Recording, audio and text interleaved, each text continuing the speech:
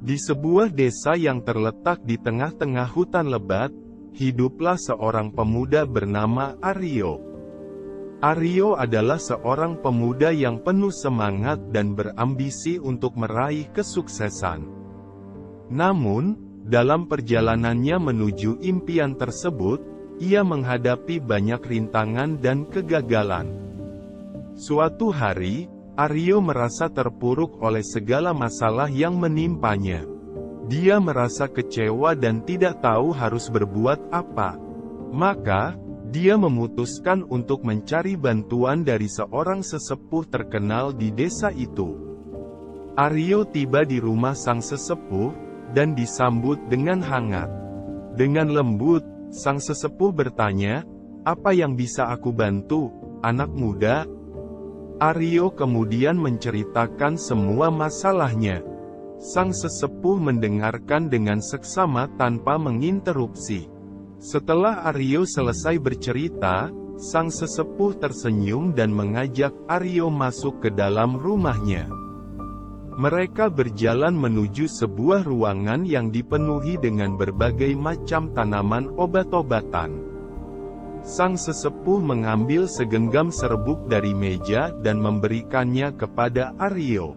"Cobalah tuangkan serbuk ini ke dalam segelas air, lalu aduk perlahan.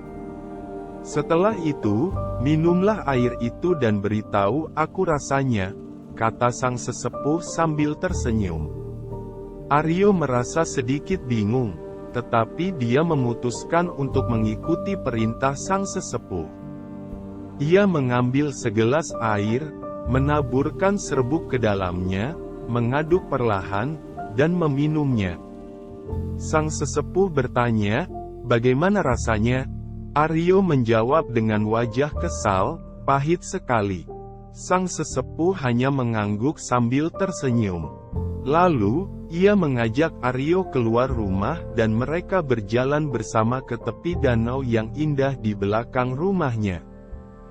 Sampai di tepi danau, sang sesepuh kembali menaburkan serbuk pahit ke dalam air danau. Dengan sepotong kayu, ia mengaduk air itu perlahan. Kemudian, ia memberikan seember kecil kepada Aryo dan menyuruhnya mengambil air dari danau itu dan meminumnya. "Sekarang, bagaimana rasanya?" tanya sang sesepuh dengan penuh ketenangan. "Segar," ucap Aryo dengan antusias. Sang sesepuh mengangguk dan tersenyum lembut. Lalu, ia mengajak Aryo duduk di tepi danau yang tenang itu. "Sekarang, dengarkanlah dengan baik, kehidupan ini seperti serbuk pahit yang kau rasakan tadi. Segenggam serbuk pahit ini melambangkan kepahitan dan kegagalan yang selalu ada dalam hidup kita. Namun, ingatlah bahwa kepahitan yang kita rasakan sangat tergantung pada wadah yang kita miliki," kata sang sesepuh. Aryo memandang sang sesepuh dengan perhatian. "Hati kita adalah wadah, sama seperti gelas dan danau. Jika kita menjadikan hati kita seperti gelas yang kecil, kita hanya bisa menampung sedikit kepahitan dalam hidup ini. Kita akan merasa pahit dan terbebani oleh setiap masalah yang datang. Tetapi jika kita membuat hati kita seperti danau yang besar, kita akan mampu menampung setiap kepahitan dengan lapang. Kita dapat mengubahnya menjadi kesegaran dan kedamaian," lanjut sang sesepuh. Aryo merenungkan kata-kata sang sesepuh dengan hati-hati. Ia menyadari bahwa ia perlu memperbesar kapasitas hatinya untuk menghadapi masalah dan kegagalan dalam hidup.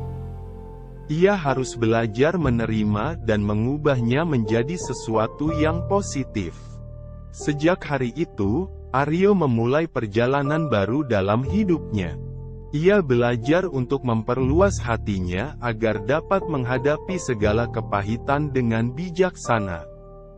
Dia tidak lagi terpuruk oleh kegagalan, melainkan menggunakan kegagalan sebagai batu loncatan untuk meraih kesuksesan.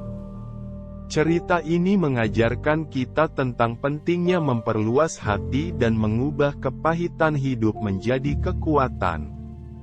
Dibandingkan dengan wadah kecil seperti gelas, hati yang luas seperti danau mampu menampung setiap kepahitan dan mengubahnya menjadi kesegaran dan kedamaian.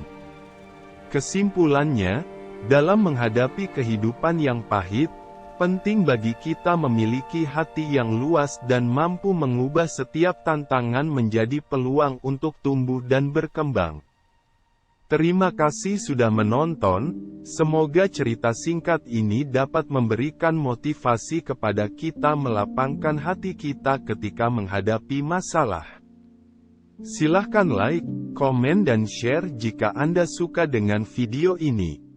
Dan subscribe untuk terus mendapatkan update video lainnya dari kami.